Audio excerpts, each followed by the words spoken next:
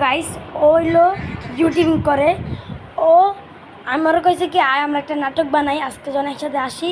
ও YouTube করতেছে কি যে তুই ইউটিউবিং করস, তুই নাটক করস নাকি? আমি কইছি কি নাটক করাই কি রে রামিম ক মাথা কম করে দেন আসান কর। ও ইউটিউবিং করে আমি কইছি কি আরে আমরা একটা নাটক বানাই আয়। ও নাটক বানাবি ক কি যে সবারে ক তুই নাটক বানাবি না কে